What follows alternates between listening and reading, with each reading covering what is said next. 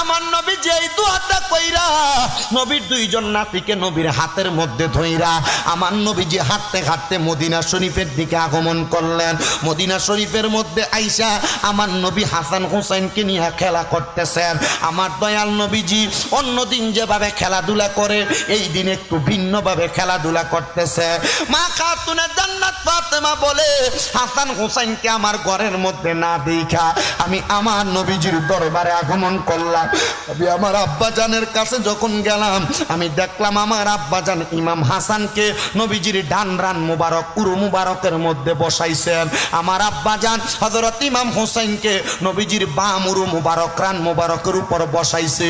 বসায়া আমার আব্বাজান ইমাম হাসানের গলা মুবারকের মধ্যে চুমা দিতেছে। আমি আমার আব্বাজানের এমন আদর দেইখা আমি ফাতেমা বড় অবাক হয়ে গেলাম। আমি দেখলাম আমার আব্বাজান ইমাম হুসাইনে পাকের ঠোঁট মুবারকের মধ্যে চুমা দিতেছে, ইমাম হাসানের ঠোঁট মুবারকের মধ্যে চুমা দিতেছে, ইমাম হুসাইনের গলা মুবারকে চুমা দিতেছে। আমি আমার আব্বাজানের কাছে যাইয়া ডাক দিয়া বললাম, ইয়া রাসূলুল্লাহ, নবী গো, ও আমার আব্বাজান, আপনি তো ইমাম হাসান হোসাইনের কপালে চুমা দেন, বুকের মধ্যে চুমা দেন, আজকে দিয়ে আপনি নবী চুমা দেওয়ার ধরনটা আলাদা। আপনি নবীজি ইমাম হাসানের গলাতে চুমা দেন, আপনি নবীজি ইমাম হোসাইনের ঠোঁটে গলা মুবারকে চুমা দেন, ইমাম হাসানের ঠোঁটে চুমা দেন। কারণটা কি ও আব্বাজান বলেন না? বলে কারণটা কি শুনবানি? ফাতেমা,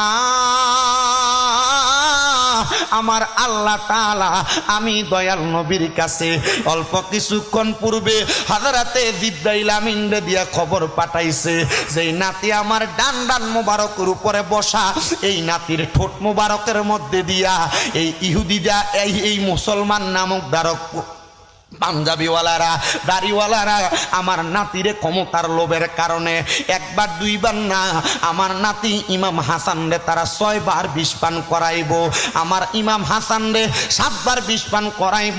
আমার ইমাম হাসানকে তারা মাইরা তারা ক্ষমতার মসনদ দখল করার জন্য ঠিকই আমার নবীর কথা মোতাবেক আমার ইমাম হাসান রাদিয়াল্লাহু তাআলা আনহুরে ওই কুফা নগরীর মানুষ একবার দুইবার না ইমাম হাসান রাদিয়াল্লাহু তাআলা আনহুরে 6 বার বিষ পান করাইছে।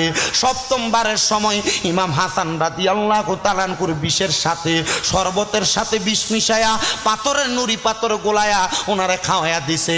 ওগো নবীজি, আপনি কেন ইমাম হাসান রে এতবার চুমা দিলেন? বলে যেন বিষক্রিয়া আক্রমণ না করতে পারে।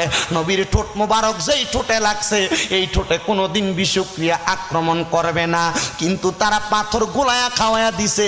এটার কারণে ইমাম হাসানের বুকটা যাত্রা হয়ে গেছে। ইমাম হাসান যখন ওই কুফা নগরীতে মাটির মধ্যে গড়াগড়ি খাইতেছিলেন, আমরা ব্যথা পাইলে মাগো কইয়া চিল্লানি মারি, আমরা ব্যথা পাইলে বাবা গো কইয়া চিল্লানি মারি।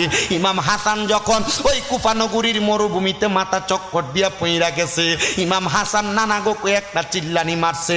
ইমাম হুসাইন পার্শ্ববর্তী একটা জায়গাতে অবস্থান করে মালিক ইবনে মারওয়ান ইমাম হুসাইনের সাথে ডাক দিয়া কই, ও মালিক ইবনে মারওয়ান, চলো গো চলো গো, আমার ভাইজান নানা গো কইয়া চিল্লানি মারছে।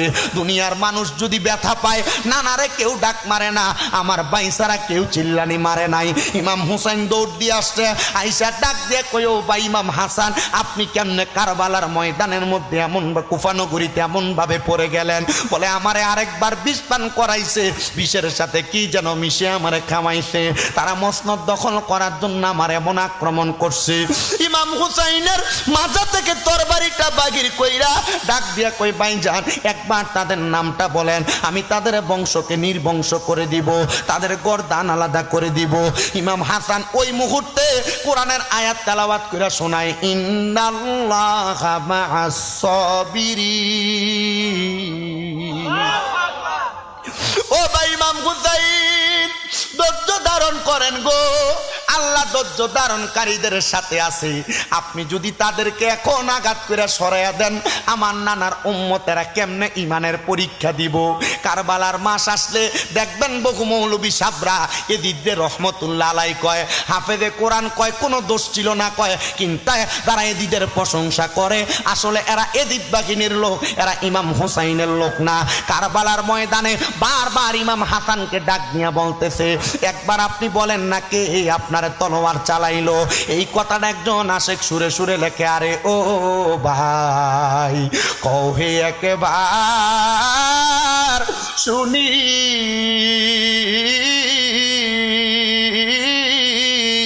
আরে কে তোমারে খাওয়াইলো জহর নবীজির পরানি রে? বাইরে আমার সোনার চন্দ্রমণি, আকাশ কান্দে বাতাস কান্দে, কান্দে দরিয়ার পানি, ওরে দুই পুত্র গাইয়া কান্দে জান্নাতে ফাতেমা জননী রে। বাইরে আমার সোনার চন্দ্রমণি, ছোট ভাই কয় বড় ভাই রে, ও ভাই কেমনে যাও চলিয়া?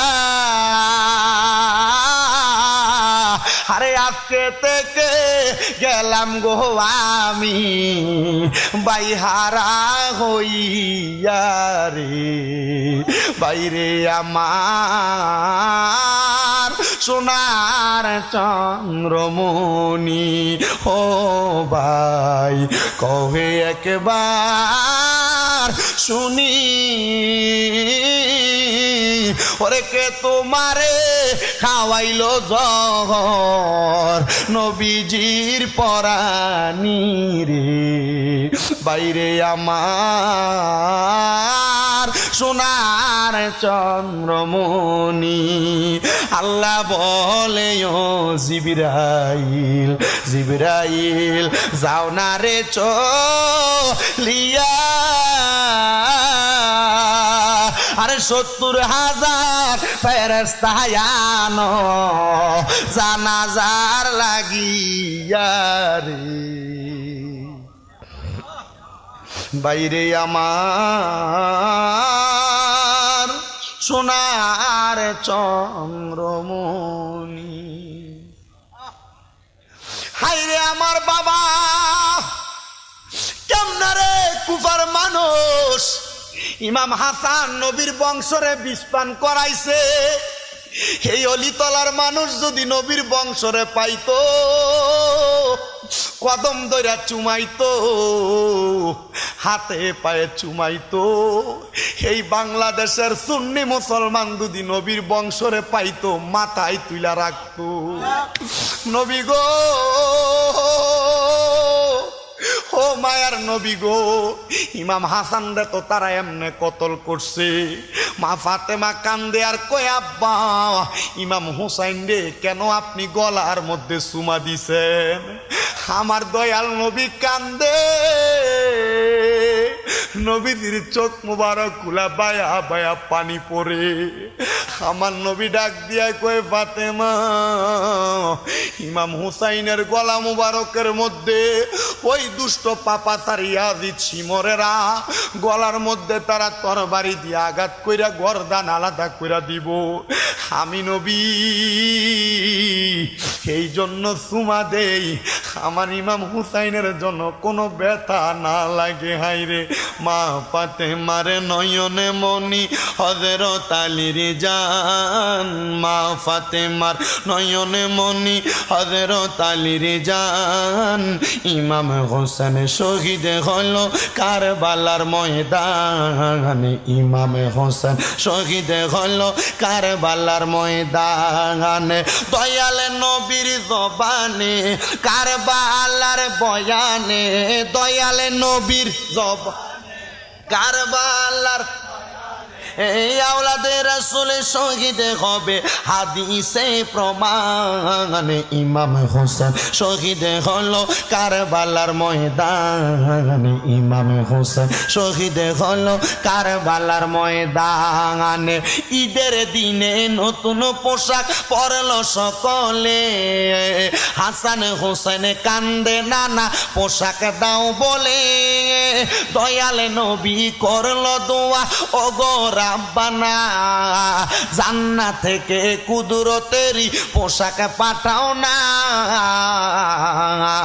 লাল সবুজের সেই পোশাকে কারবালার নিশান লাল সবুজের সেই পোশাকে কারবালার নিশান ইমাম হোসেন শহীদ হলো কারবালার ময়দানে ইমাম হোসেন শহীদ হলো কারবালার ময়দানে বলেন মা ফাতেমার নয়ন মনি হযরত আলীর জান বলেন মা ফাতেমার হযরত আলীর আনে ইমাম হোসেন শহীদ হলো আমার দয়াল নবীর যেমন কথা তেমন কাজ রে ও ফাতেমা ইমাম হুসাইন কারবালায় শহীদ হয়ে যাইব আরো একটা কষ্টের কথা আছে জানো ও আব্বা কি কষ্টের কথা একটা কষ্টের মাঝে আরেকটা কষ্টের কথা আপনি শোনাইবেন ফাতেমা রে কারবালার ময়দানে আমার ইমাম হুসাইন 2 রাকাত নামাজ পড়ব আমার হুসাইন 2 রাকাত নামাজের মধ্যে তো 4টা সেজদা হুসাইন 3টা সেজদা আদায় করব ওই দুষ্ট ইয়াজিদ বাহিনীরা ওই নামাজের ভিতরে 3টা সেজদা দেওয়ার পর আমার ইমাম হুসাইনের গর্দান মোবারকে তরবারি চালাইবো মা ফাতেমা কান্দে আর ডাক দিয়া কয় আব্বা মুহাম্মাদুর রাসূলুল্লাহ ইমাম হুসাইনের জীবনের শেষ নামাজ এই নামাজটাও কি শেষ করতে পারবে না আমার নবী কান্দে আর ডাক দিয়া কয় ফাতেমা বাকি একটা সেজদা আমার আল্লাহর কুদরতি কদমে ইমাম হুসাইন আদায় করবে ওই একটা সেজদা দিবে এমনে দিবে না রে ফাতেমা ওই একটা সেজদা দিয়া ইমাম হুসাইন ততক্ষণ পর্যন্ত মাথা মুবারক উঠাবে না যতক্ষণ পর্যন্ত ইমাম হুসাইনের নানার প্রত্যেকটা উম্মতরে আমার আল্লাহ নাজাত দিয়া দিছে আরো জবান খুলে বলেন না সুবহানাল্লাহ ও বন্ধুরে মা ফাতেমা ডাক দিয়া কয় আব্বা আপনি যদি দোয়া করেন আমার আল্লাহ তাআলা আপনার দোয়া ফিরিয়ে দিবে না আপনি বলেন না আপনার নাতিরে যেন আমার আল্লাহ তাআলা এত কষ্ট দিয়া না নেয় আপনার নাতিরে যেন আল্লাহ তাআলা দুনিয়া থেকে আরো আরামের সাথে নেয় আমার নবী কান্দে আর কয় রে ফাতেমা তোমার তো 2 জন ভাই ছিল একজন তৈয়ব আর একজন তাহের বলে হ্যাঁ গো আব্বা জান বলে তারা 2 জন ভাই কেমনে গেছে জানোনি কয় আব্বা জানি না আমার নবীজি একদিন ইমাম হাসান হোসেনকে নিয়ে মদিনা শরীফের মধ্যে বসা জিবরাইল আইসা কয় নবী গো আল্লাহ বলছে আপনার 2টা কলিজার টুকরা সন্তান 2টা নাতিরে দিয়া দেওয়া লাগবে আমার নবীজি তখন জিবরাইলে বলছে রে জিবরাইল আমার তো 2টা সন্তান আছে আমার 2টা সন্তানকে আল্লাহকে বলে উঠে নিয়ে যাইতে তবু আমি আমার নাতিদেরকে দিতাম না বলে কেন গো বলে আমার এই 2টা নাতি তো জান্নাতের যুবকের সর্দার হবে আমার লক্ষ লক্ষ কোটি কোটি গুনাহগার উম্মত রে আমার এই নাতিরা সুপারিশ করে জান্নাতে নিয়ে যাবে এই জন্য তোমার 2টা ভাইকে হাসান হোসাইনের বদলা দিয়া দিছি হাসান হোসাইনের বদৌলতে আল্লাহর কাছে সুপর্দ করেছি কিন্তু এরপরে আমার আল্লাহ তাআলা আমি নবীরে আরেকবার ইমানি পরীক্ষা চালায়া দিছে আমার আল্লাহ বলছে জিবরাইলের মাধ্যমে হাসান হোসেনকে দেওয়া লাগবো কিন্তু আমি আল্লাহর কাছে সন্তান দেওয়ার সময় কোনো বিনিময় চাই নাই আমার সন্তানের পরে যখন আমার কলিজার টুকরাদেরকে নিয়ে যাবে আমি আমার আল্লাহর কাছে বলছি ও আল্লাহ ইমাম হুসাইন রে যে কারবালায় কষ্ট দিবে ইমাম হুসাইন রে আমি নবী বড় ভালোবাসি বড় মোহাব্বত করি ওই ইমাম হুসাইনের শাহাদাতের বিনিময় আল্লাহ তাআলা আমি নবীরে কি দিবে আমার আল্লাহ কইছে বন্ধু মুহাম্মাদুর রাসূলুল্লাহ সাল্লাল্লাহু আলাইহি ওয়াসাল্লাম নবী গো ইমাম হুসাইন কারবালার ময়দানে শহীদ হওয়ার পর যত ফোঁটা রক্ত মোবারক মাটির মধ্যে পড়বে তত ফোঁটা রক্ত মোবারকের বিনিময় ইমাম হুসাইনে পাকের ইমাম হুসাইনে পাকের তত ফোঁটা রক্ত মুবারকের বিনিময়ে আপনার লক্ষ লক্ষ কোটি কোটি গুনাহগার উম্মতকে আমি আল্লাহ জান্নাত দিয়া দিব। আরে মুহররমের 10 তারিখে মুহররমের কি গটাইলেন রাব্বানা, হাইরে কি গটাইলেন রাব, কলিজা ফাটিয়া যায় গো শুনিলে তার ঘটনা। হাসান শহীদ জহরেতে, হাসান শহীদ, হোসেন শহীদ কারবালায়, হায়রে হোসেন শহীদ কার, জয়নাল আবদিন হইল গো বন্দি এজিদা রোজেল খানায়। মুহররমের 10 কে মুহররম কি গটাইলেন রাব্বানা, হায়রে কি গটাইলেন রাব্বানা, কলিজা ফাটিয়া যায় গো শুনিলে তার ঘটনা। আহারে মুহররমের চাঁদের, আহারে ও চাঁদ তুমি দেখা দিও না, ও চাঁদ তুমি দেখা দিও না, তুমি দেখা দিলে মায়ের আখের পানি থামে না। মুহররমের 10 তারিখে মুহররমের কি গটাইলেন রাব্বানা, হায়রে কি গটাইলেন, কলিজা ফাটিয়া যায় গো শুনিলে তার ঘটনা। আরে কলিজা ফাটিয়া যায় গো শুনিলে। এ আমার অলিতলা এলাকার বাবা, এ তরিকতপন্থী বাবারা, আহলে বায়াতের প্রেমিকরা, ঠিক নবীর কথা মোতাবেক কারবালার ময়দানে আসরের নামাজের আজান হয়ে গেছে। জামাতের পূর্ব মুহূর্তে ইমাম হুসাইনের বুক মুবারকের মধ্যে তীর মাইরা বুকটা জাজরা কইরা ফেলছে। ইমাম হুসাইন রে এমন ভাবে আঘাত করছে রে, বড় লম্বা ঘটনা, শর্টকাট শেষ করে দিচ্ছি বাবা। ইমাম হুসাইন রাদিয়াল্লাহু তাআলা ঘুরে আঘাত করতে করতে ইমাম হুসাইন রাদিয়াল্লাহু তাআলা ঘুর বুক মুবারকটার উপরে শিমর নামক লোম সারা বুকের একটা ব্যক্তি উঠা গেছে। ওইটা ইমাম হুসাইনের গলা মুবারকে তরবারি চালাই। ইমাম হুসাইনে পাকের গলা মুবারক কাটে না। বলে কাটবো কেমনে? কারণ এই বুকলার মধ্যে আমার নানা দিনে রাইতে চুমা খাইছে। যে গলায় চুমুকে আল্লাহর হাবিব নবী মুস্তাফাই কিভাবে সেই গলাতে দুষ্ট এজিদ তলোয়ার চালাই। হে হোসেন নবীজির আওলাদ সালাম জানাই, মোরা তোমায় সালাম জানাই।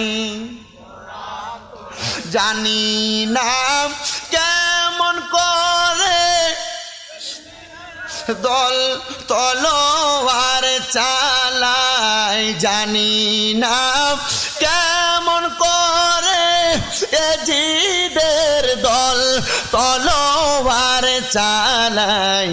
হে হোসেন নবীজির আওলাদ সালাম জানাই, মোরা তোমায় জানি না কেমন করে আল্লাহর হাবিব ছিলেন সোনার মদিনায় যে সময় দুষ্ট এজিদ হোসাইনের গলায় তলোয়ার চালাই হে হোসেন নবীজির আওলাদ সালাম জানাই মোরা তোমায় যে মাথায় হাত বুলিয়ে ঘুম পাড়াতেন আম্মা ফাতেমায় যে মাথায় হাত বুলিয়ে ঘুম পাড়াতেন আম্মা ফাতেমায় কিভাবে সেই মাথাকে নিল তারা তীরেরও আগাই হে হোসেন নবীজির আওলাদ সালাম জানাই মোরা হায়রে আমার বাবা ইমাম হুসাইন রাদিয়াল্লাহু তাআলা আনহু কই গলা মুবারক দিয়া তরবারি চলবে না, কারণ আমার নানাই গলার মধ্যে চুমা খাইছে। আমি 2 রাকাত নামাজ পড়বো রে, আল্লাহ বাঁচাইছে। ইমাম হুসাইন কারবালায় 2 রাকাত নামাজ পড়ার কারণে আমরা হুসাইনি নামাজ পাইছি। এজিদের দল যখন ইমাম হুসাইনের গলাতে ছুরি চালাইবো, ডাক দিয়া কয়ে আমার বাহিনীরা তাড়াতাড়ি হুসাইনের গলায় ছুরি চালা, আসরের নামাজ কাদা হইয়া যায়। নবীর বংশের গলার ভিতরে ছুরি চালায়া কিসের নামাজ পড়বা? নবীর শানে বেদবি কইরা কিসের নামাজ পড়বা? নবীর সালাতু সালাম রে বেদাত কইয়া কিয়ের নামাজ পড়বা? নবীরে মাডি কইয়া কিয়ের নামাজ পড়বা? আল্লাহর কসম নবীর প্রতি ঈমান নাই, নামাজ রোজার কোনো দাম নাই। নবীর প্রতি ঈমান আছে, নামাজ রোজার দাম আছে। একটা সেজদা দিয়া জান্নাতে যাইতে পারবা। এই জন্য বাবা নবী আহলে বায়াত আউলিয়া কেরামের প্রশংসা যারা করে তাদের পথে চলবা। হায়রে আমার বাবা ইমাম হুসাইন 2 রাকাত নামাজ পড়বে, 2 রাকাতের 3টা সেজদা দিতে। ইবনে জিয়াদ ডাক দিয়া কয় হুসাইন রে আরেকটা সেজদা দিতে দিও না। আরেকটা সেজদা যদি দেয় মুসলমানের সবচাইতে বড় ফুজি হইল তারা তরবারি দিয়া যুদ্ধ করে না, তীর দিয়া যুদ্ধ করে না, এদের শক্তি হলো আল্লাহু আকবার। এ যদি আরেকটা আল্লাহু আকবরের সেজদা দেয় হুসাইনের তরবারি থেকে কেউ তোমরা বাঁচতে পারবা না। তাড়াতাড়ি গর্দান ফালাইয়া দাও। গর্দানটার মধ্যে কূপ দিয়া গর্দান একদিকে, দেহ মুবারক একদিকে। হায় রে এই টাইমে হযরতে আব্বাস ইবনে আব্বাস রাদিয়াল্লাহু তাআলা আনহু উনি মক্কা নগরীর ভিতরে, মক্কা শরীফ যারা গেছেন আপনারা দেখছেন একটা গোল এভাবে ব্যারিকেড দেওয়া, যেটার নাম হাতিমে কাবা। উনি বলেন আমি এমন টাইমে হাতিমে কাবার সাথে হেলান দিয়া আসরের পরে শুয়েছিলাম। আমি তাকায়া দেখলাম একজন ব্যক্তি বাবরি কাটা চুলওয়ালা, এলোমেলো, মুখের মধ্যে কেমন জানি ধুলা বালিয়ার রক্ত লাগা, হাতের মধ্যে একটা বাটি নিয়া কারবালার ময়দানে রক্ত নিয়া নিয়া বাটিতে পুরাইতাছে। আমি জিগাইলাম কে গো আপনি? তিনি আমারে কয় আমি হইলাম মুহাম্মাদুর রাসূলুল্লাহ সাল্লাল্লাহু আলাইহি ওয়াসাল্লাম। নবীজি, ও নবীজি আপনি কেন কারবালাতে আপনি এই পানিগুলা রক্তগুলা উঠাইতেছেন? উনি আমারে ডাক দিয়া কয় একটা কারণে রে, আমার আল্লাহ বলছে হোসাইনের 1 ফোঁটা রক্তের কারণে আমার লক্ষ কোটি উম্মতরে নাজাত দিয়া দিব। এখানে যত রক্ত আছে সংগ্রহ কইরা আমি আমার আল্লাহর দরবারে প্রেজেন্টেশন কইরা দিমু, আর আমার আল্লাহ হোসাইনে পাকের প্রত্যেক ফোঁটা রক্তের কারণে আমার উম্মতরে মাফ কইরা দিব। ও নবী গো, আপনার চুল মুবারক, আপনার ঠোঁট মুবারকের মধ্যে দি ধুলাবালি দেখা যায়। আমার নবী কান্দে আর ডাক দিয়া কই ইবনে আব্বাস আমার ঠোঁট মুবারকে কেন ধুলাবালি দেখা যায় জানো? আমার ইমাম হোসাইন রে কারবালার ময়দানে কতল কইরা দিছে। যেই হোসাইন রে আমি বুকে জড়ায়া রাখতাম, ঠোঁট দিয়া চুমু দিতাম, ওই হোসাইনের বুক একদিকে গর্দান একদিকে। আমি দয়াল নবী আমার ঠোঁট দিয়া হোসাইনের ধুলাবালিওয়ালা গলার মধ্যে মুখের মধ্যে চুমা দিছি। এই জন্য না আমি নবীর ঠোঁট মুবারকের মধ্যে এইভাবে ধুলাবালি দেখা যায়। ইমাম হুসাইন দাওয়াত দিয়া কুফায় নিছে রে, কারবালায় নিছে। ইমাম হুসাইন রাদিয়াল্লাহু তাআলা আনহু কুফা নগরীতে যাওয়ার পর এজিদ বাগিনীরা বড় বেঈমানি করছে, বেঈমানি করছে। বড় গাদ্দারি করছে। একটা দুইটা চিঠি দেয় নাই, 1250 চিঠি দিয়া দাওয়াত দিয়া নিছে। তবুও কেমনে বেঈমানি করলো। কারবালার বয়ান করলে 2.5 ঘন্টা সময় মন মজা করলে করা যাইতো। যতটুক করছি ইমানি জজবা নিয়া কারবালার বয়ান শুই না। মহরম মাসে মনোযোগ দিয়া কারবালার একটা মাহফিল করবা। যদি না পারো ঘরের ভিতরে মহরম মাসে একটু খিচুড়ি করে মিলাদ পড়াইবা, দোয়া করাইবা। আহলে বায়াতের কারণে আল্লাহ তোমার নাজাত দিব। কারবালা আর বিচার জাহলা গো আমরা সইতে পারি না। আল্লাহ আল্লাহ কারবালা আর বিচার জাহলা গো আমরা সইতে পারি না। আল্লাহ আল্লাহ মহরমের 10 তারিখে ঘটল কি ঘটনা। মহরমের 10 তারিখে ঘটল কি ঘটনা। কারবালা আর বিচার জাহলা গো আমরা সইতে পারি না। মারহাবা আল্লাহ আল্লাহ। জিকির জিকির জবানটা খুইলা আল্লাহটাকে শরম নাই।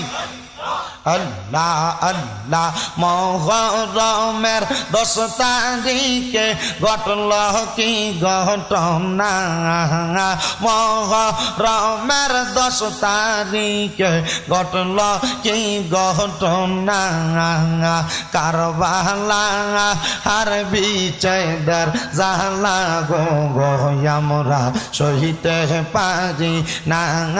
আল্লাহ আল্লাহ হাইরে গুণের বাঙাই বাঙাই রে কারবালা নিল তোমাইকে। আল্লাহ আল্লাহ হাইরে গুণের বাঙাই বাঙাই রে কারবালা নিল তোমাইকে। আল্লাহ আল্লাহ এই দিদার দুশ্মনে তোমায় মারিল পরানে। গুণের বাঙাই বাঙাই রে কারবালা নিল তোমাইকে। আল্লাহ আল্লাহ গাছের পাতা জরে পরে সখী নার কান্দনে। বিয়া কইরা গেল স্বামী কারবালার প্রান্তরে। আল্লাহ আল্লাহ স্বামী হারা হইল সেজন কারবালার ময়দানে। গুণের বাঙাই বাঙাই রে কারবালা নিল তোমায় কে। আল্লাহ আল্লাহ হাইরে গুণের বাঙাই বাঙাই রে কারবালা নিল তোমায় কে। আল্লাহ আল্লাহ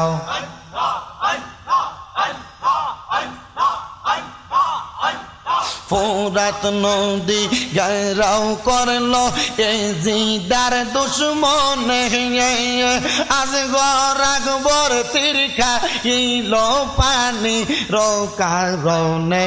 আল্লাহ আল্লাহ ফোরাত নদী ঘেরাও করলো এ জিদার শয়তানে।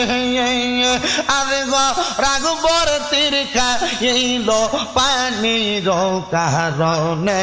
আল্লাহ আল্লাহ জয়নালকে বন্দি করিল এ দিদার দুশ্মনে। গুণের বাঙাই বাঙাই রে কারবালা নিল তোমাইকে। আল্লাহ আল্লাহ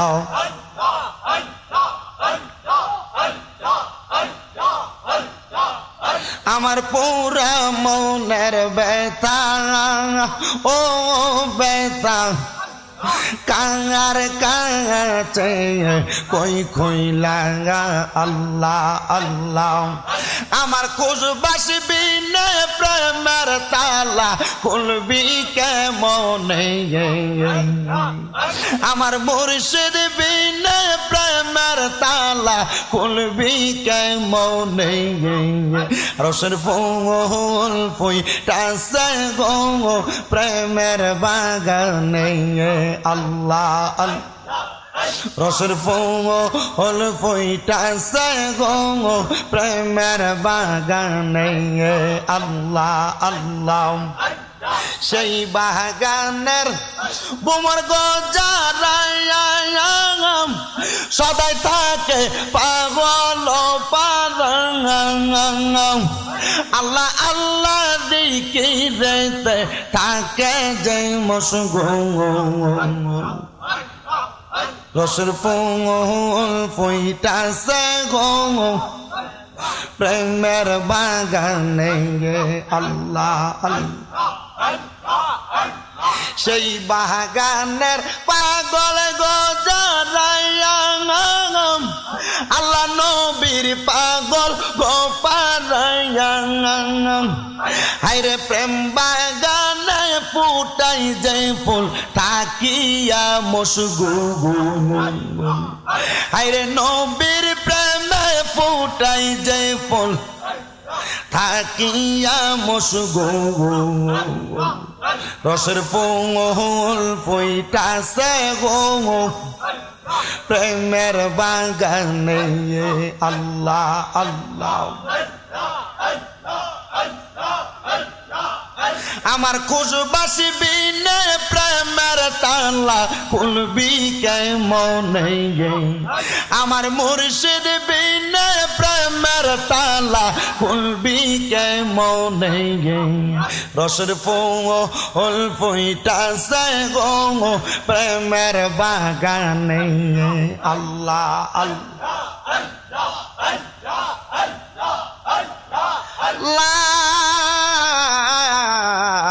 ইলাহা ইল্লাল্লাহু মুহাম্মাদুর রাসূলুল্লাহ সাল্লাল্লাহু আলাইহি ওয়াসাল্লাম জবান বন্ধ নাই উচ্চ কণ্ঠে পড়েন সাল্লাল্লাহু আলাইহি ওয়াসাল্লাম মুহাব্বতের আওয়াজে উচ্চ কণ্ঠে জোরে জোরে পড়েন না আলহামদুলিল্লাহ আমার ভাইয়েরা বাবারা বন্ধুরা আমি আর ডাইনে বামে যাচ্ছি না ডাইরেক্ট আলোচনার মধ্যে আমি চলে যাই একটু মনোযোগের সাথে আমার বয়ানের ধারাবাহিকতা বোঝার চেষ্টা করবেন বেশিক্ষণ কষ্ট দিব না যেহেতু গরমের সময় আপনারা একটু কষ্ট করে জান্নাতের বাগানে বসবেন তবে আজকের মাহফিলে বৈশাম একটা আলাদা করবেন হাসরবাসীরা হাজার হাজার মানুষ থাকবে ওই হাসরবাসীদের মধ্য থেকে আপনি এক শ্রেণীর মানুষকে জান্নাতি বানাইবেন আর এক শ্রেণীর মানুষকে দুজকি বানাইবেন আল্লাহ আপনি আমাদের নামটা জান্নাতীদের কাতারে লেখায়া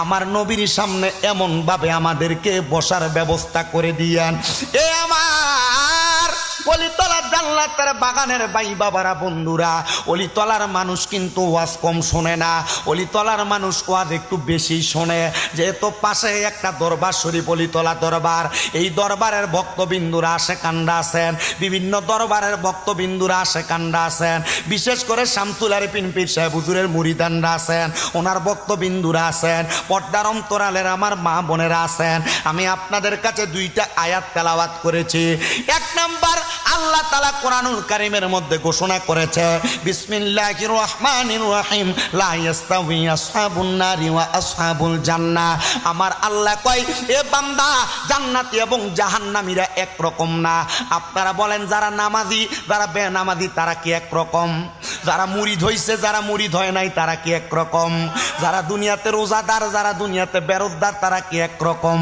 আল্লাহ কয় আসহাবুল জান্নাতি হুমুল ফাইজুন যারা জান্নাতি তারা হইল সফল কাম ও আল্লাহ গো জান্নাতীরা যদি সফল কাম হয় তাহলে আমার নামটা তো আমি জান্নাতীদের কাতারে লেখাইতে চাই আমি তো আপনার বান্দা আমি যদি মরার পরে জান্নাতে না যাই আমার মনে শান্তি লাগবে না কথা কন্যা ঠিক কিনা যদি মরার পরে আমি শান্তি পাইতে চাই, আমি জান্নাতীদের কাতারে আমার নামটা লেখানো লাগবে। কোন দিন জানি মইরা যাই, মরার পরে আমার খবর কেউ নিবে না, আমার মা নিবে না, আমার বাবা নিবে না। আমি দুনিয়ার জমিনের মধ্যে যখন মার গর্ভ থেকে দুনিয়াতে আগমন করলাম, আমি তখন ছিলাম শিশু। যখন আমার বয়স 7 থেকে 12 বছর পর্যন্ত, তখন আমি ছিলাম কিশোর। 12 থেকে 18 বছর পর্যন্ত আমি তখন ছিলাম তরুণ। আমার বয়স যখন 18 থেকে 25 বছর পর্যন্ত আমি যুবক। তারপর থেকে আমার বৃদ্ধ বয়সের বয়স সীমা শুরু হয়ে যায়। ও আল্লাহ, যখন দাড়িগুলা পাইকা যায়, চুলগুলা পাইকা যায়, তখন থেকে আমরা মরণের সময় গমতে থাকি। কোন দিন জানি আমাদের মরণের সময় চলে আসে, আজরাইল এসে আমরা রূহটা কবজ করে। এ ওলি তলার বাবা, এ আমার যুবক বন্ধুরা, পর্দার অন্তরালের মা বোনেরা, দেখছনি যাদের চুলগুলা পাইকা গেছে, দাড়িগুলা পাইকা গেছে, মনে কইরো না এটা তোমার বয়সের কারণে চুল দাড়িগুলা পাকছে। দাড়ি চুলগুলা পাইকা গেলে তোমার মরণের চিঠি তোমার কাছে চলে আসে। এই জন্য তো একজন আশেক সুরে সুরে লেখে, আমার মরণের কতদিন বাকি আমি জানিলাম না গো আল্লাহ, মরণের কতদিন বাকি আমার, মরণের কতদিন বাকি আমি জানিলাম না গো আল্লাহ, মরণের বাকি রাইলা সিয়া যখন হস্তে দিবা দরি, তখন আমার মনা বাগাই করবে লুকা চুরি আমি বুঝিলাম না গো আল্লাহ, মরণের কতদিন বাকি আমার, মরণের আমি জানিলাম না গো আল্লাহ, মরণের কতদিন বাকি আর হায়াত হইল হাতে বাইরে, মৌত হইল পায়ে, যেই জায়গায় যার মরণ লেখা সেই জায়গায় সে মরে আমি জানিলাম না গো আল্লাহ, মরণের কতদিন বাকি আমার, মরণের কতদিন বাকি আমি জানিলাম না গো আল্লাহ, মরণের কতদিন আর মৃত্যুর আগে দুনিয়াতে রাখিও খবর, 30 পারা কোরআনের রাখিও রে তওয়াই আমি বুঝিলাম না গো আল্লাহ, মরণের কতদিন বাকি আমার, মরণের আমি জানিলাম না গো আল্লাহ, মরণের কতদিন। এ আমার অলিতলা এলাকার বাবা, এ দাড়ি পাকা মুরব্বী বাবা, যুবক বন্ধু, পর্দার অন্তরালের মা গো, তাহলে বুঝালো একবার, যারা দুনিয়া থেকে তাদের জীবনটা জান্নাতীদের মতো করে সাজাইবো তারা কবরে গেলে জান্নাতে যাইবো, যারা দুনিয়াতে জাহান্নামীদের মতো করে সাজাইবো কবরে গেলে জাহান্নামে যাবে। কিন্তু জান্নাতি আর জাহান্নামীরা এক রকম থাকবে না। নবী গো কেন কেন আমার নবী ডাক দিয়া কয়, আল্লাহর কোরআন, আসহাবুল জান্নাতি হুমুল ফাইজুন, যারা জান্নাতি তারা সফল কাম। ও বাবা, জান্নাতীরা কেমন সফল কাম জানুনি? তোমাদের এলাকার কত মানুষ মারা যায়, মারা যাওয়ার সময় মানুষ বিছানাতে প্রস্রাব পায়খানা করতে করতে মারা যায়। কত মানুষ মারা যায়, মারা যাওয়ার সময় দিব্যায় কামড় দিয়া মারা যায়। কত মানুষ মারা যায় নাকে মুখে দিয়া রক্ত বের হয়ে মারা যায়। এই মরণটা কি মনে করছেন ভালো মরণ? না না, ভালো মরণ না। আযাবের ফেরেশতারা বান্দার সামনে দাঁড়ায়া গেলে বান্দা ভয়ে বিছানায় প্রস্রাব পায়খানা করে দেয়, জিহ্বায় কামড় দিয়া দেয়, রগগুলা ছিঁড়া গেলে নাকে মুখে দিয়া রক্ত বের হয়ে যায়। চিন্তা কইরা দেখো করে অলি তলার বাবারা, ও খোশবাস দরবারের আশিকিন জাকিরিনেরা, মনে রাখবা ওই মরণটা কোনো সুবিধার মরণ না। কিন্তু আমি তিরমিজি শরীফের একটা হাদিসে মুবারাকা পইরা বড় অবাক হয়ে গেলাম।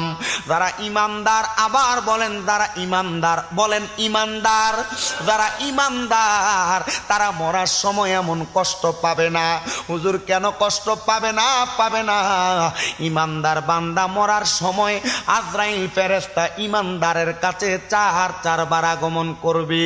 চারবার আগমন কইরা গো ওই আজরাইল ফেরেশতা ইমানদারের বুকের মধ্যে থাবা দিব, ঠাস করে যখন এইভাবে ধইরা ফেলবে, ইমানদার বান্দার বুকের মধ্য থেকে দুইটা ফেরেশতা বাইর হইয়া ডাক দিয়া বলবে, রে আজরাইল, ইমানদারের বুক দিয়া তো তুমি রুহু কবজ করতে পারবা না। বলে কারণ কি? বলে ইমানদারের বুকের মধ্যে আল্লাহ নবীর ভালোবাসা আছে, এই ইমানদারের বুক দিয়া রুহু কবজ করতে পারবা না। আজরাইল ফিরে যাবে, আবার আগমন করবে। আজরাইল আইসা ইমানদারের কপাল বরাবর, মুখ বরাবর হামলা করবে রুহুটা কবজ করার জন্য। এই কপালের মধ্য থেকে দুইটা ফেরেশতা দাঁড়ায়া যাবে। রে আজরাইল, বান্দার কপাল দিয়া তো রুহু কবজ করা যাবে না। কারণটা কি? বলে বান্দা এই কপাল দিয়া আমার আল্লাহ তাআলার সেজদা দিছে, সুবহান রাব্বিয়াল আলার প্রশংসা করেছে, এই জন্য তুমি বান্দার রুহু কপাল দিয়া কবজ করতে পারবা না। আজরাইল আইসা বান্দার ডান দিকে হামলা করবে রুহুটা নেওয়ার জন্য। ডান দিক থেকে জবাব দিবে, রে আজরাইল, ডান দিক দিয়া তো রুহু কবজ করা যাবে না। বলে কেন গো, কেন কবজ করা যাবে না? বলে বান্দার ডান দিকে তার পিতামাতার খেদমত আছে, বান্দার ডান দিক দিয়া পিতামাতার খেদমত তার রুহু কবজ করতে দিবে না। বান্দার বাম দিকে হামলা করবে, বাম দিক দিয়া যখন তালাশ করবে, বাম দিক থেকে দুইটা ফেরেশতা বলবে আজরাইল রুহু নেওয়া যাবে না। বলে কারণটা কি? বলে বান্দার বাম দিক দিয়া তার দান এবং সদকাগুলা আছে। এবার আজরাইল ফিরে যাবে, আল্লাহ বান্দার রুহু তো কবজ করা যায় না। বলে বান্দার রুহু যেহেতু কবজ করা যায় না, কিছুক্ষণ অপেক্ষা করো, কারণ বিকাউলি লা ইলাহা ইল্লাল্লাহু মুহাম্মাদুর রাসূলুল্লাহ ফাদখালাল জান্নাহ, যারা জবান দিয়া একবার কালেমা পড়ছে তারা জান্নাতে যাবে। তো বান্দা তো দুনিয়াতে কালেমার ঢঙ্কা বাজাইছে, বান্দা তো কালেমার দাওয়াত দিছে, কালেমাওয়ালার পথে চলছে, এই বান্দা মরার সময়ও তো কালেমা পড়বে। যারে আজরাইল, বান্দা কালেমা পড়ার আগে বান্দার রুহু কবজ করা যাবে না। আপনি যদি মুমিন হন, আপনি যদি ইমানদার হন, আপনি যদি সাতটা পাক্কা মুমিন হন, আজরাইল ফেরেশতা আপনার সামনে দাঁড়ায়া থাকবে। আপনি জবান দিয়া মরার আগে আপনি যখন কালেমা পড়বেন, আপনার মুখ দিয়ে একটা বাতাস বের হবে, ওই বাতাসের মাধ্যমে রুহুটা কবজ করা হবে। ও মুসলমান, ও আমার নবীর উম্মতের দলেরা, একটা ছোট্ট বাচ্চা ওয়া ওয়া করে কান্না করলে তার মা তার মাথার মধ্যে হাত বুলে দিলে বাচ্চা যেমন ভাবে ঘুমায়া যায়, ইমানদার বান্দাটার রুহ কবজ করলে বান্দা তেমন ঘুমায়া যাবে, মৃত্যুর যন্ত্রণা পাবে না, কষ্ট হবে না, বান্দা কোনো কষ্ট অনুভব করবে না। অন্তরের কানটা লাগায়া শোনার চেষ্টা করেন, বান্দার রুহু যখন কবজ করবে, বান্দার রুহুটা দেহটা একদিকে পড়ে থাকবে, রুহুটা আজরাইলের হাতে থাকবে, তখন রুহু আজরাইলের সঙ্গে কথোপকথন করবে।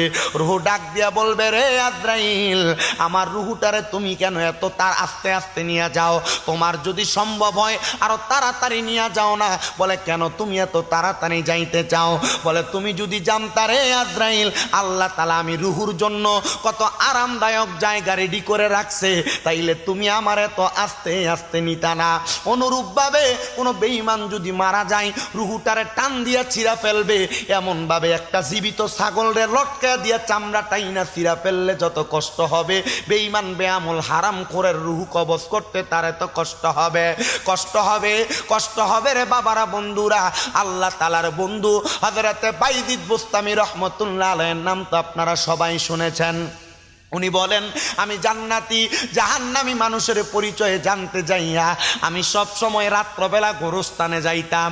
আর আমরা যদি কয় কবরস্থানে রাত্রবেলা যাইতে, মাগো কেমনে যাইতাম? ডর লাগে, ভয় লাগে, না জানি কোনো জিনবুতে আসর করে জাতা দিয়া ধরে। না রে বাবা, না না না, আমার নবী কয় তোমরা কবর জিয়ারত করো। নবী গো কেন কেন কেন? বলে কুনতু নাহাইতুকুম আন জিয়ারাতুল কুবুর। আমার নবী ডাক দিয়া কয়, সময় তোমরা কবর জিয়ারতের ব্যাপারে আমি নিষেধ করেছিলাম, অতঃপর আমি আদেশ করেছি। নবী কেন আদেশ করেছেন? বলে কবর জিয়ারতের মাধ্যমে মরণের কথা স্মরণ হয়। ও মুসলমান ইমানদার, কবর জিয়ারত করবেন, মাজার জিয়ারত করবেন, আমার কথা না নবীর কথা মানবেন। নবী বলছেন জিয়ারতের মাধ্যমে মরার কথা স্মরণ হয়, কিন্তু আমরা কারা তারা কবরের দিকে ফিরা দোয়া করার বেদাত ফতুয়া দিয়া দূরে সরাইয়া দেয় না। এগুলা মাইনো না। কবর জিয়ারতের সুন্নত শিখালো, যখন তখন যেখানে সেখানে দাঁড়াইয়া কবর জিয়ারত কইরো না। কবর জিয়ারত যখন করবা পশ্চিম দিকটারে পিছনে দিয়া কবরবাসীর মুখটা যে পশ্চিমে ফিরিয়া দাও, মুখ বরাবর দাঁড়াইয়া দোয়া করবা। যদি মা হয়, যদি বাবা হয়, রব্বির হামহুমা কামা রব্বায়ানি সগীরা বইলা চোখের মনি কোঠার মধ্যে একটা মাছির মাথা পরিমাণ পানি চাইরা দিবা। পানি মাটিতে পড়ার আগে তাদের কবরের আযাব মাফ। আর যদি আওলাদ হয়, আল্লাহর কাছে দোয়া করবা, আল্লাহ তুমি তাদেরকে মাফ করে দাও। একটা কবরবাসীর জন্য তার আওলাদেরা, তার বংশের মানুষেরা দোয়া করলে কত খুশি হয় জানোনি? সমুদ্রের মধ্যে ডুইবা যায় এমন একটা ব্যক্তি, ওই ব্যক্তিরে যদি নৌকা নিয়ে যায় উদ্ধার করে, সে যত খুশি হয়, কবরবাসী তার চাইতে আরো বেশি খুশি হয়ে যায়। আজকে অলিতলার এই জান্নাতের বাগান মাহফিলটা এমনে এমনে সাজানো হয় নাই। এই মাহফিল সাজানো হয়েছে হযরতে খুশবাসীর 15তম খেলাফত দিবস, মরহুম শফিকুল আলম পাটোয়ারির 11তম উফাত দিবস। সকল কবরবাসীর মাগফিরাত কামনায় এই জান্নাতের বাগানে আপনারা যারা বসেছেন, আপনাদের যাদের মা নাই, যাদের বাবা নাই, দাদা নাই, দাদি নাই, নানা নাই, নানি নাই, আত্মীয় স্বজন অন্ধকার কবরে এই জান্নাতের বাগানে বৈশা দোয়া করবেন। আল্লাহ তাআলা আপনার দোয়ার বরকতে তাদেরকে মাফ করে দিবে। ও বাবা, হযরতে বাইজিদ বুস্তামির জীবনী পড়তে যায়া আল্লামা ফরিদউদ্দিন আত্মার রহমতুল্লাহ আলাইহি লিখিত আত-তাসকিরাতুল আউলিয়ার মধ্যে উল্লেখ করতেছে, উনি বলতেছে আমি প্রত্যেক দিন রাত্রবেলা কবরের দিকে গমন করতাম। রাত্রবেলা মানুষের মনটা নরম থাকে, এই জন্য আমি রাত্রবেলা গমন করতাম। আমি কবরের সামনে যাইয়া আমি বাইজিদ বুস্তামি রহমতুল্লাহ আলাইহি আমি প্রত্যেক দিন এই কবরের দিকে তাকাইতাম, ওই কবরের দিকে তাকাইতাম। ও বাইজিদ বুস্তামি কেন তাকাইতেন? উনি বলেন আমি যখন আমার দুনিয়ার জাহিরি চক্ষু বন্ধ কইরা বাতিনি চক্ষু খুইলা দিতা, আমি কবরের দিকে তাকাইলে ওই কবরবাসী কি জান্নাতে আছে, ওই কবরবাসী কি জাহান্নামে আছে, আমি সেই অবস্থা অবলোকন করতাম। আপনারা বলেন এটা কি বাইজিদ বুস্তামির নিজের ক্ষমতা না আল্লাহ প্রদত্ত ক্ষমতা? আসতে বলেন না, নিজের ক্ষমতা না আল্লাহ প্রদত্ত ক্ষমতা? বাইজিদ বুস্তামি ডাক দিয়া কয়ে, জগতের মানুষ, আমি ওই কবরের সামনে যাইয়া কবরবাসীর অবস্থা অবলোকন করতাম। আমি প্রত্যেক দিন কবর জিয়ারত কইরা তাহাজ্জুদ পড়ার জন্য আমার ইবাদতখানা খানকার মধ্যে চলে আসতাম। আস্তে আস্তে যখন গমন করতাম, আমি একদিন আসার সময় দেখতেছি একটা টাকরা যুবক মানুষ আমার সামনে দাঁড়ায়া সে একটা হারমোনিয়াম নিয়ে বাজাইতেছে। আমি তারে বললাম, এ যুবক, তোমার মতো যুবকেরা জান্নাতের বাদশা ইমাম হাসানে পাক হুসাইনে পাকের সাথে জান্নাতে থাকার কথা, কিন্তু তুমি যেই গান বাজনা করতেছো, তুমি যেই হারমোনিয়াম বাজাইতেছো, এটার কারণে তো তুমি জাহান্নামে চলে যাইবা। তোমার নিজের জাহান্নামের কারণ তুমি। হযরতে বাইজিদ বুস্তামি ডাক দিয়া কয়, আমি যখন যুবকটাকে নসিহত করলাম, সে তার হারমোনিটা আমার সামনে আইনা আমার সম্মুখে সে আছাড় দিয়া ভাঙছে। ভাঙ্গে একটা কাঠের টুকরা নিয়া এটা দিয়া আমি বাইজিদ বুস্তামির পিঠের মধ্যে একটা আঘাত করছে। আঘাত কইরা সে চলে গেছে, চোখগুলা লাল লাল করে ফেলছে। আমি বাইজিদ বুস্তামি তারে একটা কথাও বলি নাই। আর আপনারে আমারে যদি কেউ একটা মারতো, 14 গোষ্ঠী লইয়া লাঠি লইয়া দৌড়াইতো, তারা বাড়িতে থাকতে দিত না। আর আল্লাহর ওলিদের খাসিয়ত হইল, কেউ কোনো কথা বললে নরম ভাবে চলে আসতেন। আব্বুজিরা, আপনার কদমে হাত দিয়া বলি, যখন দেখবেন আপনার সঙ্গে কেউ নিজে গায়ে পুরা ঝগড়া করতে আসে, যখন দেখবেন কারোর সাথে দ্বন্দ্ব হইয়া যায়, পারলে নিজে ঠইকা চলে আসবেন, একটা কথা শুই না চলে আসবেন, ঝগড়াটাকে লম্বা হইতে দিবেন না।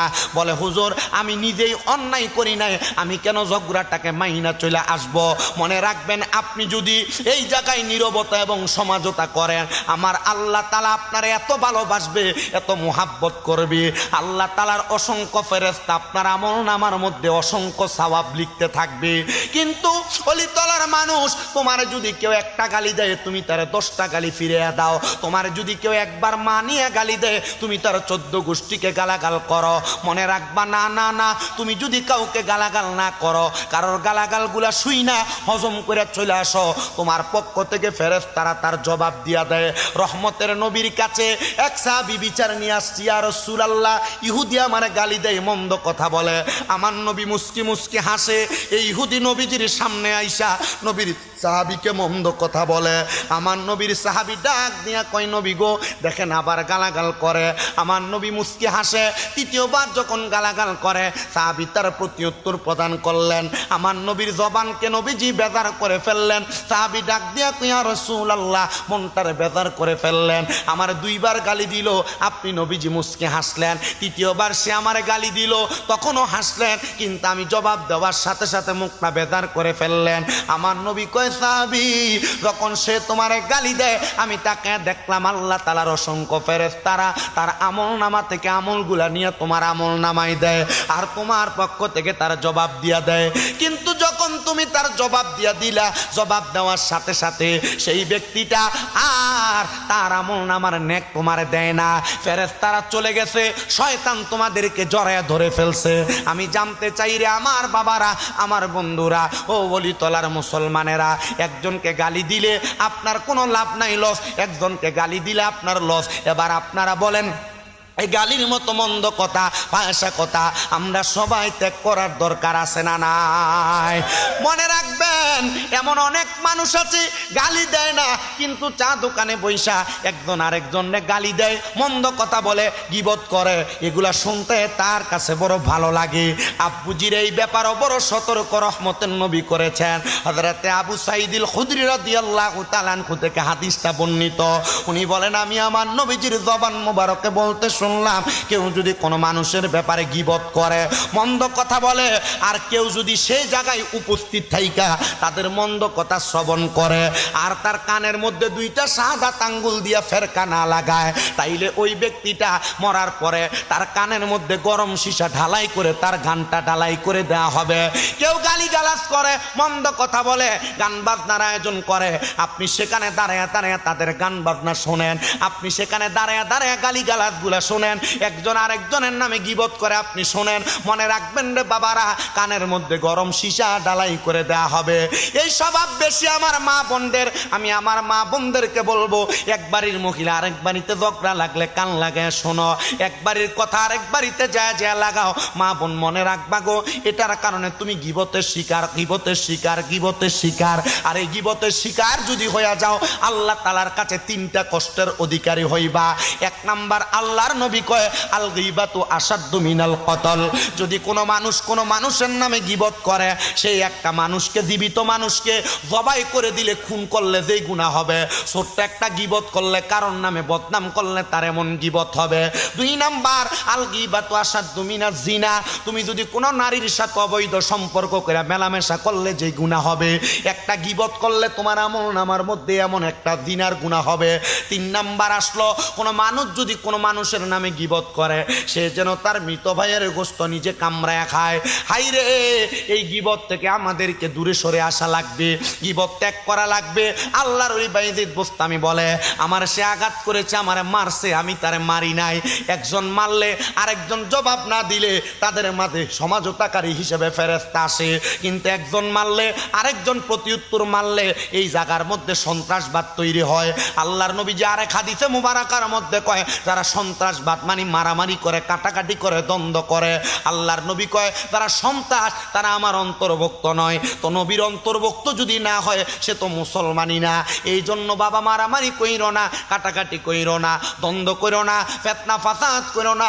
আমি আপনাদের কাছে কি নসিহত করব আমি জানি না আমার ক্ষুদ্র জ্ঞান দিয়া, তবে চেষ্টা করতেছি ক্ষুদ্র ক্ষুদ্র কিছু বিষয় বুঝাইয়া দেওয়ার জন্য। বাইজিদ বোস্তামি বলে, আমি মারি নাই রে, মারি নাই, আমি চলে গেছি আমার বাড়িতে, আমি বড় কষ্ট করে তাহাজ্জুদ পড়েছি, ফজরের নামাজ পড়েছি। আমি সব সময় ফজরের নামাজ আদায় কইরা এশরাকের নামাজ পইরা, আমি ফজরের পরে এশরাক পইরা দোহারের নামাজ পইরা তারপর যোহরের আগে অল্প কিছুক্ষণ ঘুমাইতাম। আমি ঘুমানোর সময় হাজার চেষ্টা করতেছি, কিন্তু আমার কোনো ঘুম আসতেছে না। বাইজিদ বুস্তামি কয়, আমার মনে টেনশন, হাইরে ওই বাইটা যে আমারে গতকালকে বাড়ি দিল, না জানি সে তার হাতের মধ্যে ব্যথা পাইছে। আপনাদের কি কষ্ট হইতেছে? অসুবিধা হইতেছে? বিরিয়ানি ডিজে রান্ধ হইছে, খাওয়ান লাগবো নি? কি তাই রে দমকাইডা? আল্লাহ তাআলা আমরা বোঝার তৌফিক দি। আল্লাহু আকবার। তাহলে আমরা একজন আমাদেরকে গালি দিলে আমরা উল্টে তার 14 গোষ্ঠীর গালাগাল করব। হ্যাঁ, কার বাড়িতে কি হয়েছে আমরা একজন আরেকজনের নামে দোকানে বসে এটা বাড়িতে দেখে দেয়, দোকানে গল্প করব, গিবত। হ্যাঁ, দোকানে কেউ করতেছে, চা একটা টান দিবেন, গিবত করাটা শেষ হয় না, আরেকটা অর্ডার দিয়ে খাইবেন, আবার পরে এইটাও শেষ হয়েছে না, এখনো গিবত চলতেছে, এবার সিগারেট ধরে ধরে গিবত শুনবেন। শুনবেন, শুনলে কি ডালাই করে দিব, উড়ি চলি আইবেন ডাইরেক্ট। আপনার কি কষ্ট হইতেছে? ইগিনো ওয়াজ না কেন?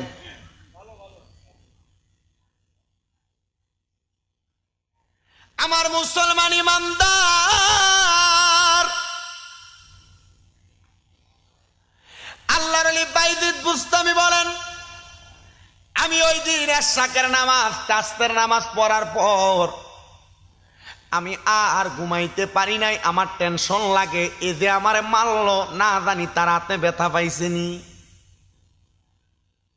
কেমন ওলি! আর আমরা বাংলাদেশের ভিতরে ফিরে ফিরে দ্বন্দ্ব, এই ফির ওই ফিরে দেখতে পারে না, এই ফির ওই ফিরের বদনাম করে। বাইজিদ বুস্তামি ওলি আর আমরার জামানার এগুলো ওলি। বাইজিদ বুস্তামি ও ফির, আমরা রেডিও জির।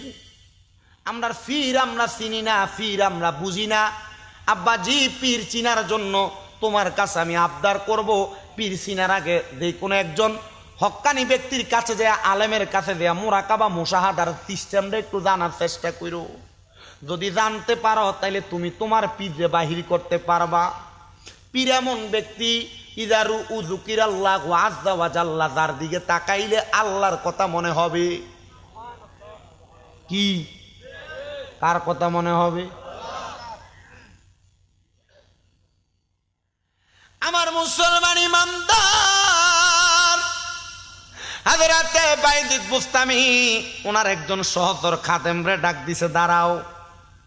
ডাক দিয়া কয়, তুমি যে আমার সামনে দাঁড়াইলা, তুমি আমারে বলো, আমার সামনে থেকে আমার একটা প্রতিনিধি হয়ে আমার কিছু সামান এক জায়গায় পৌঁছাইতে পারবানি? বলে, হুজুর পারবো। অরাজকতা প্রকাশ করতে পারবা না, নারাজতা প্রকাশ করতে পারবা না? হুজুর ঠিক আছে। উনি বলেন, আমি কিছু দেড়হাম তার হাতে দিলাম এবং তারে বললাম, তুমি এইগুলা নিয়া গতকালকে যে আমারে কাঠ দিয়া বাড়ি দিছে তার কাছে নিয়ে হাদিয়া স্বরূপ পৌঁছাবে। হুজুর পারতাম না। কি বলেন? না হুজুর, গতকালকে আপনার এত বড় একটা আঘাত করলো, আমি মনে করছি আপনি আমার আদাস করবেন, আমি তার গর্দান উড়ে দিতাম।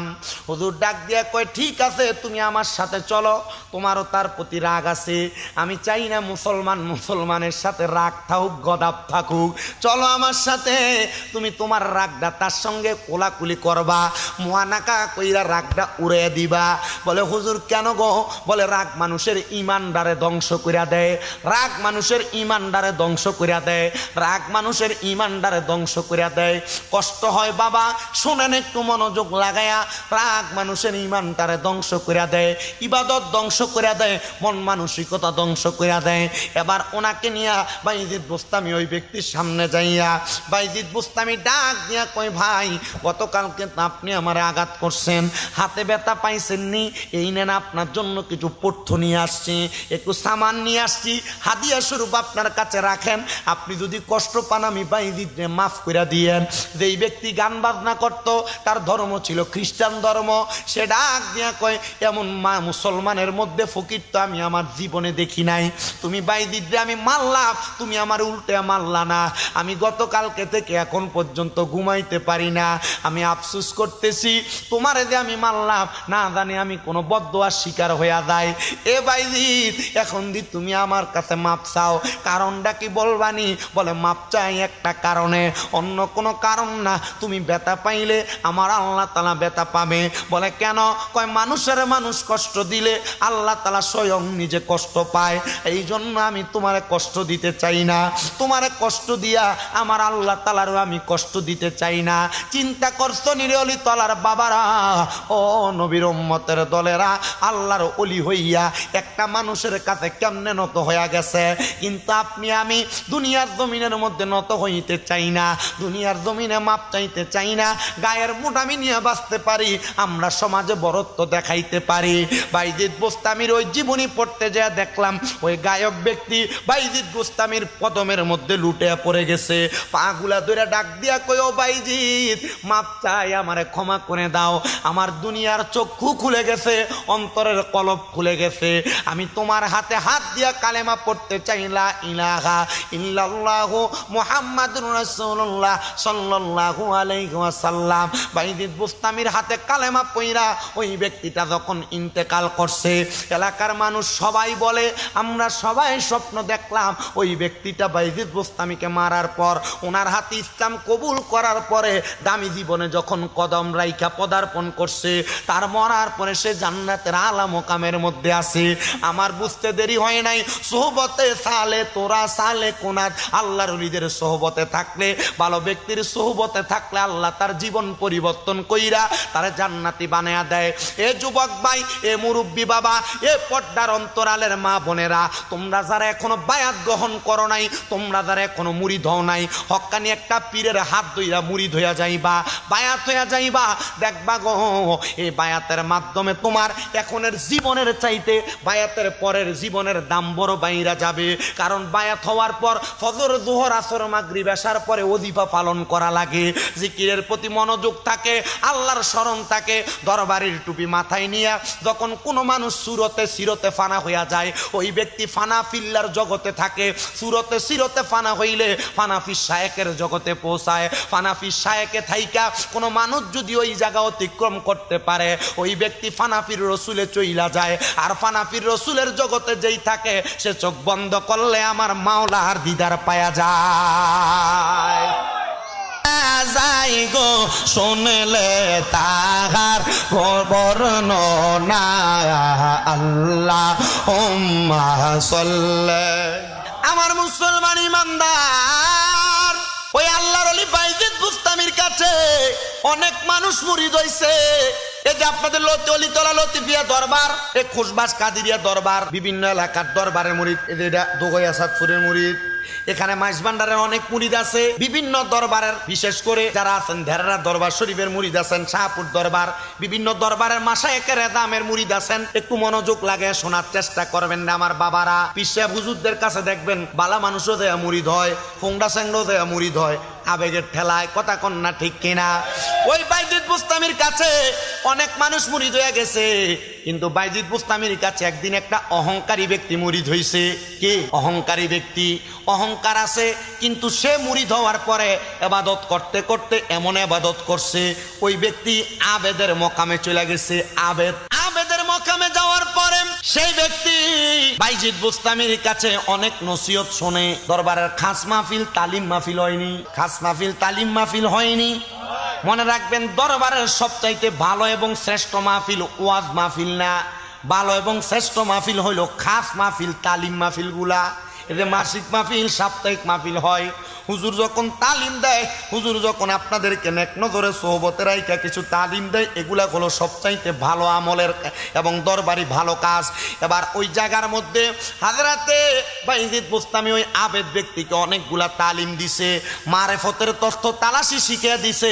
ওই আবেদ ব্যক্তি একদিন বাইজিদ বুস্তামির সামনে টানা 31 বছর খেদমতে থাকার পরে বাইজিদ বুস্তামির সামনে দাঁড়ায় ডাক দিয়া কয়, হুজুর, ও হুজুর গো, গো, আমি তো এই জায়গার মধ্যে আপনার সামনে আসছি, হুজুর একটা প্রশ্ন।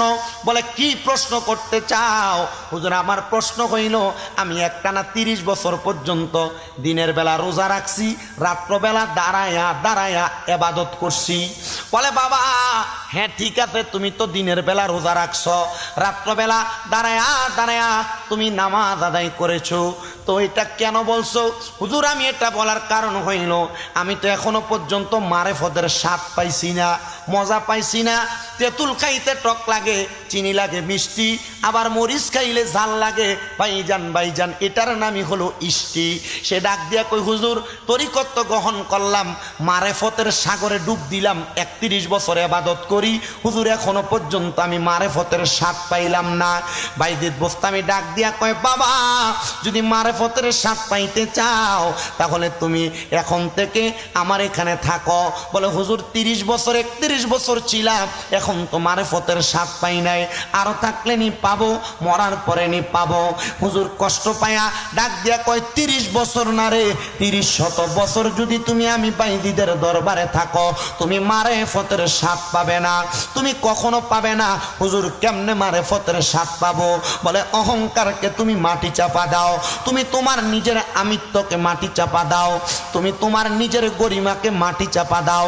বাবা মনে রাখবা, তরিকত গ্রহণ করার পরে কোনো অহংকার চলে না, কোনো দামাদামি চলে না, কোনো বাড়াবাড়ি চলে না।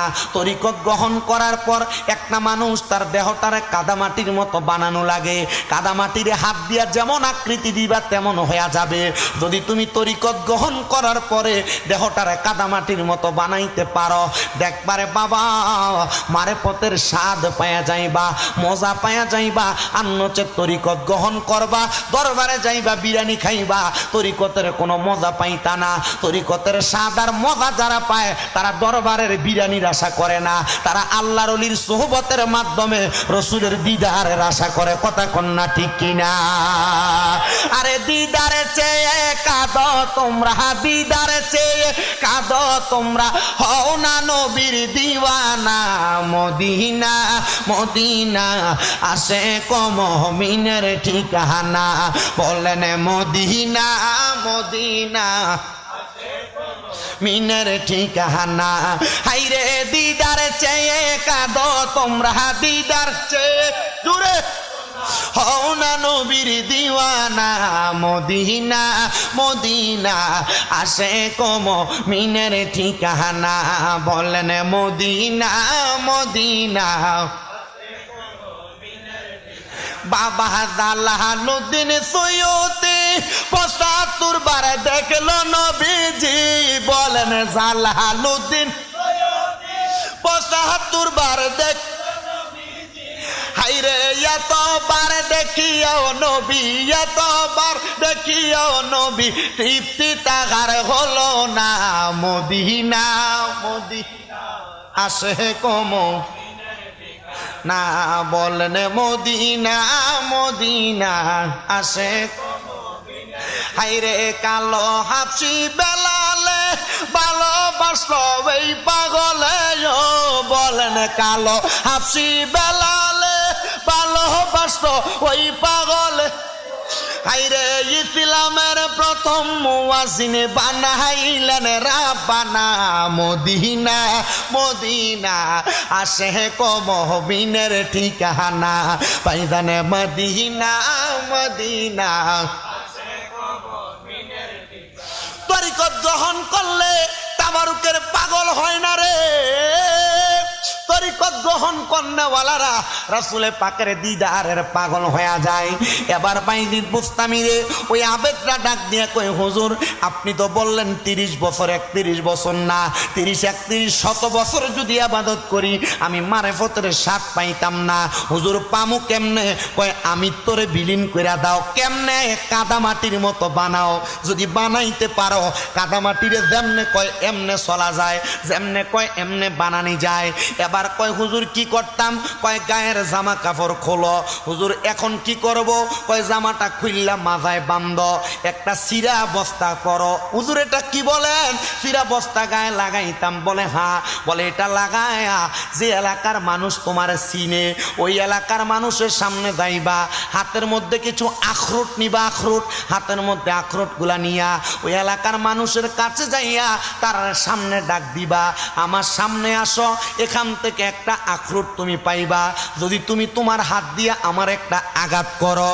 তো মনে করেন আমি কইলাম হুজুর মানুষ, আমি যদি এখন মাথার পাগড়ি টুপি খুইলা আপনারে কই এই নেন 100 টাকা, আপনি আমার একটা ঘুষি দিলে 100 টাকা পাবেন, তা আমি আপনাকে বললাম আপনি আমার একটা আঘাত করবেন না 100 টাকার বিনিময়। যদি আপনাদের কাছে কোনো বড় পীর সাহেব হুজুর আইসা বলে 100 টাকা নাও আমার একটা আঘাত করো, তুমি করবা না? তো ওহাবি হলে করবো, এরা টেহাও দেওয়ান লাগতো না, ডাইরেক্ট খিদে বইব। কথা কয় না কা? আর জোরে কন্যা ঠিক কিনা? এই যে দেখেন না বাংলাদেশের 3 জন আলেম, মাওলানা আলাউদ্দিন জিহাদি, হাসানুর রহমান হোসাইন নকশবন্দি এবং গোলাম রাব্বানি কাশিম, মাওলানা তামিম বিল্লাহ, এরা গেছে ফিলিস্তিনের মানুষকে সহযোগিতা করত।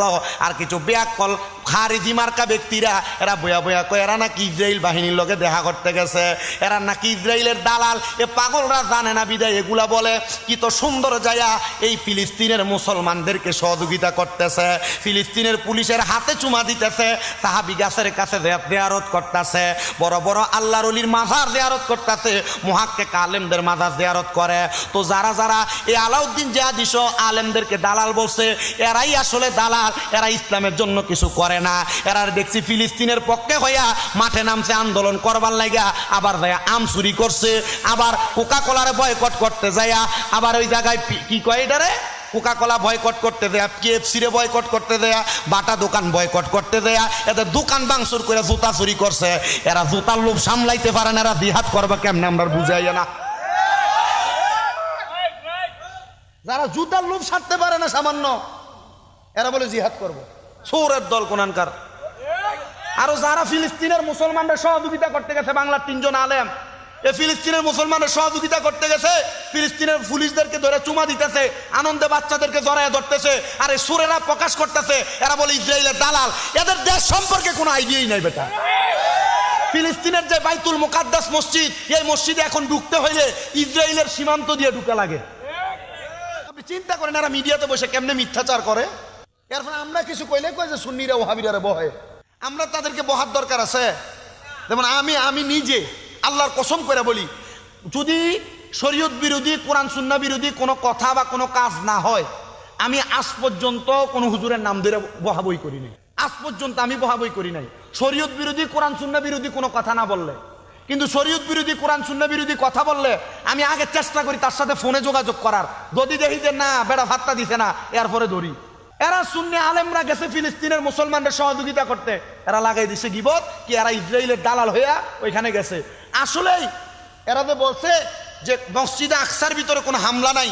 মসজিদে আকসা আপনি গুগলটা সার্চ করেন, আপনি তাকে দেখবেন মসজিদে আকসার মধ্যে প্রত্যেক মুসলমানদেরকে 5 ওয়াক্ত নামাজের সময় দরজা খুলে দেওয়া হয়। কথা কি বুঝতে পারছেন আপনারা? এবং এই 5 ওয়াক্ত নামাজ ছাড়া 24 ঘন্টার ভিতরে দৈনিক 1 ঘন্টা সময় টুরিস্টদের জন্য মসজিদে আকসা খুলে দেওয়া হয়। কিন্তু দুঃখের বিষয় এটাকে নিয়ন্ত্রণ করে ইসরায়েল পুলিশ। কারা নিয়ন্ত্রণ করে? এখন আপনি গেছেন এটা দেখার জন্য, আপনি যদি কন যে ইসরায়েল পুলিশেরা নিয়ন্ত্রণ করে, মুসলমানদের বাধা দেয়, আপনারা চেষ্টা না হেনে তো যে ব্যাক কলটি মিডিয়াতে বসে বসে এগুলা বলে, এ ব্যাক কলের কি ক্ষমতা আছে ফিলিস্তিন দেওয়ার? এর নিজেও যাইতো না, আরেকজন গেছে তারও সাপোর্ট দিত না। ওই যে হিংসা এবং আমিত্ব অহংকার, তো এগুলা ত্যাগ করলে জান্নাতে যাইতে পারবে। আর নচেত আমরা জান্নাতে যাবো, এরা ফেলে ফেলে থাকবো। কারণ আমরা সুন্নিদের একটা অহংকার, একটা কথা আছে, আমরা আমলের জোরে জীবনে আমল যদি হিসাব করে সুন্নিরা জান্নাতে যেতে পারতো না। আমলের হিসাব করলে সুন্নিরা জান্নাতে যাইতে পারবে না। তবে একটা কথা আমরা বলতে পারি, আমরা ইমানের জোরে জান্নাতে যাবো। বলে তোমরা যদি ইমানের এত জোর থাকে, ফিলিস্তিনের মুসলমানরা মাইরা থুপ করতেছে, তোমরা আন্দোলন করো না কি লেগা? আমরা এ জাতের আন্দোলন করি না যে জাতের আন্দোলন করতে যায় জুতা চুরি করে। আমরা এ জাতের আন্দোলন করি না যে জাতের আন্দোলন করতে যায় মানুষের কাছে আম চুরি করে। আমরা এ জাতের আন্দোলন করি না যে জাতের আন্দোলন করতে যায় KFC ভাঙতে দেয় পানির বোতল চুরি করে। ছোট্টার দল হইব, এরপরে কইলে তো কইব বহাবই করে। আল্লাহ আমরা বুঝার তৌফিক দেখ। আমিন কন। আস্তে কইছে আমিন, আরো জোরে কনে আমিন। এও টিয়া হুসলে সামনের দিকে আইয়েন না, পরে মাথা মুখে খারাপ হয়ে যাবে, দরকার না, আব্বা আইও না। আল্লাহ কবুল করেন, আরো জোরে কোন আমিন। আস্তে কইছে আমিন, আরো মোহাব্বতে কোন আমিন। এবার আসেন আমার বাবারাম, ডাক দিয়ে কয় পারবানি অহংকার মৃত্যু ত্যাগ করতে? বলে পারবো। বলে যাও তাইলে যাইয়া একটা জায়গার মধ্যে দাঁড়াইবা, মানুষকে বলবা মারার জন্য। সে কয় আমি সালার বস্তা গায়ে দিয়া শরীরের জামা কাপড় ফালায়া আখরোট হাতে নিয়ে মানুষের সামনে যাই, মানুষ আমার অবহেলা করে না, চিনে বিদায়। এবার বাইজিদ বুস্তামি কয় এমন এলাকায় যাইবাম যে এলাকার মানুষ তোমারে চিনে না, তোমারে বড় লাঞ্ছনা দেয়, তোমারে বড় বঞ্চনা দেয়, সে এলাকার মধ্যে তুমি তোমার ইবাদতের আস্তানা বানাইবা। ও বাবা, যে জায়গায় মুসলমান আছে এই জায়গায় তাবলিগ চলে না, তাবলিগ চলে ওই জায়গার ভিতরে যে জায়গার ভিতরে বিধর্মী আছে। যে জায়গায় মুসলমান সে জায়গায় তালিম চলে। তো তুমি যে তাবলিগের নাম দিয়ে কি করো? বলে হুজুর আমরা তাবলিগের নাম দিয়ে ভালো কিছু করতে চাই, আমিও চাই তাবলিগের নাম দিয়ে ভালো কিছু করো, মুসলমান বানাও, তাবলিগের নাম দিয়া সুন্দর করে সমাজ পরিচালনা করো। এমন তাবলিগ কইরো না যেটার মাধ্যমে মারামারি হয়, এমন কিছু কইরো না যে টুপিওয়ালা দাড়িওয়ালাদের বদনাম হয়। আমি তাবলিগওয়ালাদের বিরোধিতা করি না, কারণ আমি নিজে তাবলিগওয়ালার মাদ্রাসায় পড়ে কারি সাহেব হইছি। আমি তাবলিগওয়ালার বিরোধিতা করি না, আমি তাবলিগওয়ালার মাদ্রাসার মধ্যে পড়ে আমি হুজুর হইছি। এই জন্য আব্বাজিরা আপনাদের কাছে আমার আবদার, নিজেকে আপনি অহংকারামিত্ব বিলীন করবেন। ওই আবের ডাক দিয়া কয় ও বাইজিদ বুস্তামি গো, বাইজিদ বুস্তামি, আমার তো এই এলাকার মানুষ বড় বদনাম করে, বড় আঘাত করে, বড় কষ্ট দেয়। বলে তাইলে তুমি এই এলাকার মধ্যে ইবাদত করো। আবের ডাক দিয়া কয় ওই এলাকার মধ্যে একটানা 4 বছর ইবাদত করার পরে এলাকার মানুষ আমার সম্মান করে, আমার আদর করে, আমি ওই আদর পাইয়া আমার কাছে ইবাদতের মনোযোগ বাইরা গেছে। বাইজিদ বুস্তামি কয় 31 বছর ইবাদতের মজা পাইছো না, আজকে 4 বছর যে জায়গায় ইবাদত করো এখন মজা পাওনি। কয় হুজুর আল্লাহর কসম কইরা কই এখন যেই মজা পাই বড় পূর্ববর্তী 31 বছরে তার 1% মজা আমি পাই নাই। বলে ইবাদতের মজা পাইতে হইলে ইবাদত করতে হবে লোক দেখানো না, লোক দেখানো না, ইবাদত করবা গোপনে গোপনে, দেখবা আমার আল্লাহর সঙ্গে প্রেমের কানেকশন লাইগা গেছে। জোরে জোরে পড়েন আল্লাহু আকবার।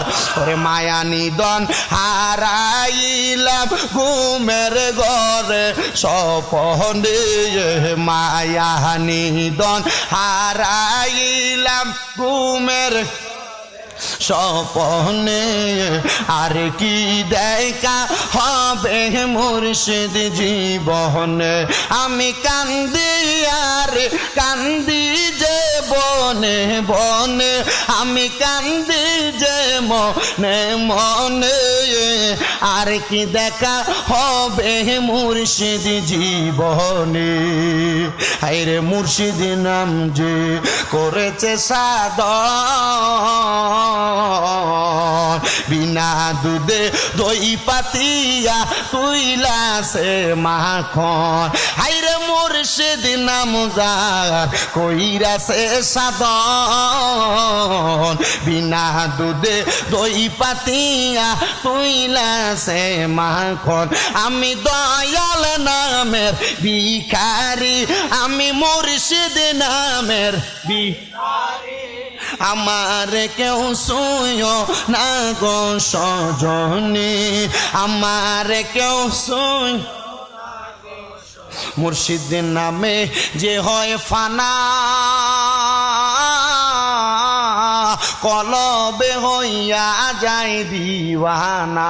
হায়রে মুর্শিদ নামে যে হয় ফানা, কলবে হইয়া যায় দিওয়ানা। হায়রে সেই মুর্শিদের ভিখারি, আমরা প্রাণে মুর্শিদের ভিখারি, আমরা রে কেউ শুইও না গো সজ। এ মুসলমান, এই মুর্শিদের পথটা অনুসরণের মাধ্যমে আরেকটা পথ তোমরা অনুসরণ করবা, সেটা হইল আমার আল্লাহ তাআলা জানায়া দেয় বিসমিল্লাহির রহমানির রহিম কুল্লা আসআলুকুম আলাইহি আজরান ইল্লাল মাওয়াদ্দাতা ফিল কুরবা। আমার আল্লাহ তাআলা জানায়া দেয় বান্দারা, ও আমার বান্দারা, আমি আল্লাহ তাআলা তোমাদের কাছে কোনো কিছুর বিনিময় চাই না, ইল্লা মাওয়াদ্দাতা ফিল কুরবা।